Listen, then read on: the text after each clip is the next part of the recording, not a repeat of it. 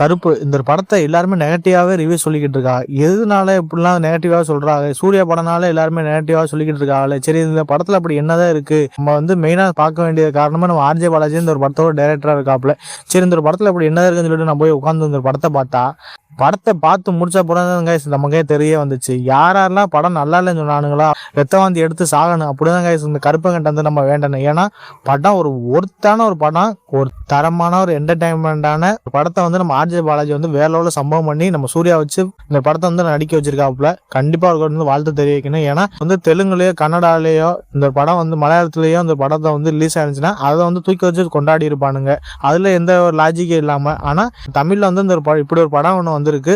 நம்ம தமிழ் மக்கள் தான் இந்த ஒரு படத்தை ஓட விடாம பண்றக்கூடிய ஆளுகளே நம்ம தமிழ் மக்கள் தான் கைஸ். அதை பார்க்கும்போது எதனால இப்படிலாம் பண்றாங்க, எதனால இப்படிலாம் நெகட்டிவா இந்த ரிவ்யூலாம் கொடுக்குறாங்க அப்படின்னா நமக்கே தோணுச்சு. ஏன்னா இந்த ஒரு படத்தோட நம்ம கதையை நம்ம பார்க்கும்போது ஒரு ஊர் ஒன்று இருக்கு. அந்த ஊர்ல ஒரு பெரிய ஒரு கோர்ட் ஒன்று இருக்கு. அந்த கோர்ட்ல வக்கீல் சொல்லக்கூடியதான் சர்ச்சு கேட்கக்கூடிய அளவுக்கு அங்கே ஒரு ரூல்ஸே நம்ம ஆர்ஜே பாலாஜி ஒரு பெரிய ஒரு லாயராக அமைச்சிருப்பாங்க. அவரே ஆர்ஜே பாலாஜி என்ன சொல்றாங்களோ அதை நீதிபதி அவளுக்கு தண்டனை வழங்கக்கூடிய அளவுக்கு நம்ம ஆர்ஜே பாலாஜி அந்த ஆண்டுகிட்டு இருக்காப்புல.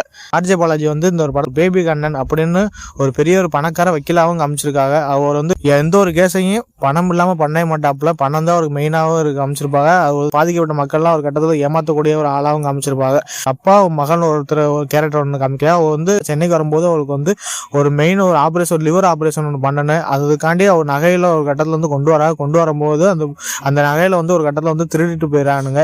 போலீஸ்ட நம்ம அந்த அப்பா மகளும் ஒரு கட்டத்துல கம்ப்ளைண்ட் பண்ண போறோம். அங்கே மதிக்காம கொள்ளாம உங்க நகை போனா போட்டு வைக்கட்டா அப்படின்னு சொல்லிவிட்டு அவ இங்க போலீஸ்காரையில ஒரு கட்டத்துல கொலை மிரட்டல் விடுறாங்க. இதை பார்த்தா அப்பா அம்மா என்ன பண்றாங்கன்னா, நல்ல ஒரு லாயரா பார்த்து இந்த எப்படியாச்சும் இந்த நகை நம்ம மீதி நகை நம்ம மீட்டிட்டு நம்ம பொண்ணை காப்பாத்தலாம் அப்படின்னு சொல்லி நினைச்சுக்கிட்டு இருக்காங்க. நினைச்சுக்கிட்டு இருக்கும் போது அதுக்கப்புறம் ஆர்ஜே பாலாஜிட்ட போய் நம்ம அந்த அப்பா மகளும் ஒரு கட்டத்துல போறாங்க.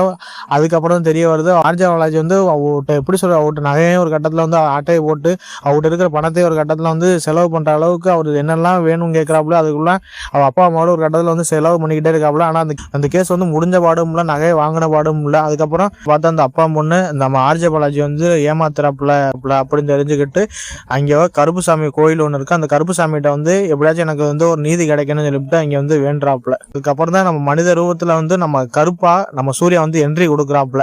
நம்ம சூர்யா கருப்புசாமி வேஷத்துல வராப்புல. வந்தது அப்புறம் நம்ம எப்படி ஆர்ஜே பாலாஜியை நம்ம கொல்றதுக்கு நம்ம கருப்பு போறாப்புல. அங்கே பார்த்தா நீ மனித ரூபத்துல நீ எப்படியாச்சும் நீ வென்று காட்டு அப்படின்னு சொல்லிவிட்டு நம்ம ஆர்ஜே பாலாஜி கருப்புசாமிகிட்ட சவால விடுறாப்புல. இதை பார்த்தா கருப்புசாமி என்ன பண்றாப்புலன்னா, சரி இது நான் நேர்மையா நம்ம மனித ரூபத்துல அந்த பொண்ணுக்கு நீதி வழங்குறேன் அப்படின்னு சொல்லிவிட்டு நம்ம சூர்யா சொல்லிடுறாப்புல. நம்ம சூர்யா கோர்ட்ல அந்த பொண்ணுக்காண்டி வாதாடுறாப்புல. அநீதிகளை எல்லாத்தையும் எதிர்த்து நம்ம கருப்பு நம்ம சூர்யா பாடுவாடுறாப்புல. அதுக்கப்புறம் அந்த பொண்ணுக்கு நீதி கிடைச்சிச்சா இல்லையா, நம்ம பேபி கண்ணை வீழ்த்தி நம்ம கருப்பு வாதாடி வெற்றி பெற்றாரா இல்லையா அப்படிதான் இந்த ஒரு படத்தோட ஒரு கதையம்சமா இருக்கு. அதை பார்க்கும்போது ஒரு சின்ன ஒரு கதை, அந்த ஒரு கதையை வச்சுட்டு வேற லெவலில் சம்பவம் பண்ணியிருக்காங்க. அதை பார்க்கும்போது எல்லாமே பார்க்கறதுக்கு ரசிக்கும்படியாக இருந்துச்சு. ஆர்ஜே பாலாஜியை பொறுத்த வரைக்கும் எப்படி சொல்றது, 3 வருஷம் இந்த ஒரு படத்தை எடுக்கிறதுக்கு பாடுபட்டு இருக்காப்புல. சரி, ஒரு தரமான ஒரு சாமி படத்தை மூக்கத்தி அம்மனுக்கு அப்புறம் இந்த ஒரு படத்தை கருப்புசாமிக்கு வேற லெவலில் சம்பவம் பண்ணியிருக்காப்புல நம்ம சூர்யா வச்சு. ஃபர்ஸ்ட் ஹாஃப் ஃபுல்லாக நல்லா வேற லெவலில் ஒரு எங்கேஜாகவும் சம்பவம் இந்த கோர்ட்டு சீன்ல இருந்து எல்லாம் பார்க்கறதுக்கு ஆடியன்ஸ்ல வேற லெவலில் ஒரு எங்கேஜியாக வச்சிருந்தாப்புல. அதுக்கப்புறம் நம்ம ஆர்ஜே பாலாஜிக்கு நம்ம சூர்யாவுக்கும் உள்ள மாசின்னு அதிகமாக வேற சம்பவம் பண்ணியிருக்காப்புல. கடவுளா இருந்து நேர்மையா மனித ரூபத்துல அவருக்கு நீதி கிடைக்க வச்சாப்புலையா. அந்த சீன்லாம் பார்க்கும்போது எல்லாமே பார்க்க நமக்கு ரசிக்கும்படியா இருந்துச்சு. லாஸ்ட் எப்படி எமோஷனல் இருந்து நல்லா கொஞ்சம் டீப்பா நல்லா நீட்டா கொண்டு போயிருக்கலாமே அப்படிதான் நமக்கே தோணுச்சு. ஆனா லாஸ்ட் ஒரு 20 நிமிஷம் தக்காளி நம்ம மேலுகாலப்புலாம் புல்லரிச்சிருச்சு கைஸ். ஏன்னா அந்த கருப்புசாமியோட ஆட்டம் நம்ம சூர்யாவோட கெட்டப்லாம் பார்க்கும்போது தரமா தான் இருந்துச்சு. ஏன்னா ஒவ்வொரு சீனை நம்ம பார்க்கும்போது எப்படி பாப்பெல்லாம் எடுத்தீங்க, கருப்புசாமி ஆட்டம்லாம் நமக்கு பார்க்கும்போது நம்ம எல்லாம் சாமியாடுற அளவுக்கு ஏற்பட்ட தேட்டர்லாம் சாமி ஆடிக்கிட்டு இருக்காங்க. நம்ம 1 நம்ம சூர்யா அவரோட ஆக்டிங் தாங்க நம்ம சொல்ல வேணும்.